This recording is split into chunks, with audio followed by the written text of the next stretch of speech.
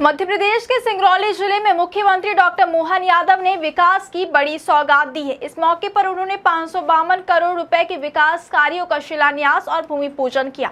साथ ही कई योजनाओं को लोकार्पण भी किया है और हजारों हितग्राहियों को सीधा लाभ पहुंचाया है। नमस्कार, आप देख रहे हैं विंध्या टाइम्स और मैं हूं आपके साथ प्रीति।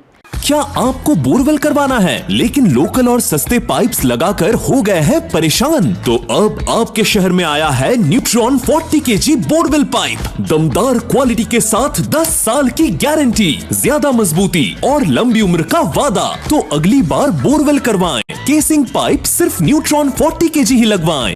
आज की बड़ी खबर सिंगरौली से जुड़ी हुई है, जहां सरकार ने विकास और जन कल्याण की बड़ी घोषणाएं की है। दरअसल मुख्यमंत्री डॉक्टर मोहन यादव सिंगरौली पहुंचे और यहां उन्होंने 552 करोड़ रुपए के विकास कार्यों की आधारशिला रखी है। इन परियोजनाओं में सड़क, बिजली, जल आपूर्ति और अन्य बुनियादी ढांचे से जुड़े कई महत्वपूर्ण काम शामिल हैं। कार्यक्रम के दौरान मुख्यमंत्री ने प्रधानमंत्री उज्ज्वला योजना और सामाजिक सुरक्षा पेंशन योजना के तहत भी बड़ी राशि ट्रांसफर की। उज्ज्वला योजना के तहत प्रदेश की करीब 24 लाख महिलाओं के खातों में गैस रिफिल के लिए लगभग 115 करोड़ रुपए की अनुदान राशि सिंगल क्लिक के जरिए भेजी गई। इसके साथ ही सामाजिक सुरक्षा पेंशन योजना के 33 लाख से अधिक हितग्राहियों के खातों में करीब 202 करोड़ रुपए से अधिक की राशि अंतरित की गई है। यानी एक ही मंच से हजारों लाखों लोगों को सीधा लाभ मिला है।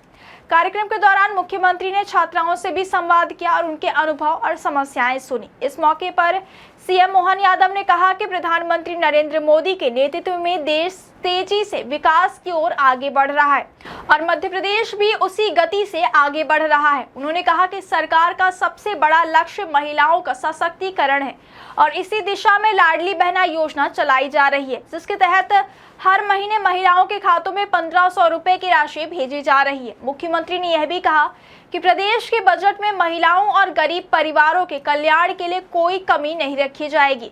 कार्यक्रम में मुख्यमंत्री ने स्व सहायता समूहों की भी सराहना की और कहा कि इन समूहों के माध्यम से महिलाएं आर्थिक रूप से आत्मनिर्भर बन रही हैं। इसके साथ ही दिव्यांग हितग्राहियों को ट्राईसाइकिल भी वितरित की गई। सिंगरौली जिले को लेकर मुख्यमंत्री ने कहा कि यह जिला प्रदेश की ऊर्जा राजधानी यानी पावर हाउस है और आर्थिक दृष्टि से इसका महत्व बहुत बड़ा है। उन्होंने यह भी कहा कि आने वाले समय में सिंगरौली सिर्फ कोयले के लिए नहीं जाना जाएगा, बल्कि यहाँ विकास के नए अवसर भी तेजी से बढ़ेंगे। मुख्यमंत्री ने संकेत दिया कि जिले में रेल, सड़क और हवाई कनेक्टिविटी को मजबूत किया जा रहा है ताकि यहाँ निवेश और रोजगार के नए अवसर पैदा हो सके।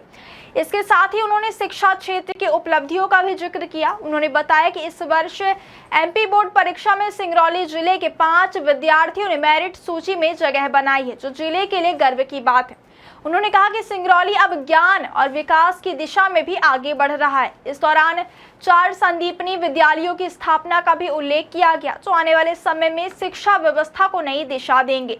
मुख्यमंत्री ने जल संरक्षण पर भी जोर दिया और कहा कि राज्य सरकार गांवों की समृद्धि और जल प्रबंधन पर लगातार काम कर रही है। उन्होंने जल गंगा संवर्धन अभियान और नदी जोड़ो परियोजना का जिक्र करते हुए कहा कि ये योजनाएं भविष्य की जरूरतों को ध्यान में रखकर तैयार की गई हैं।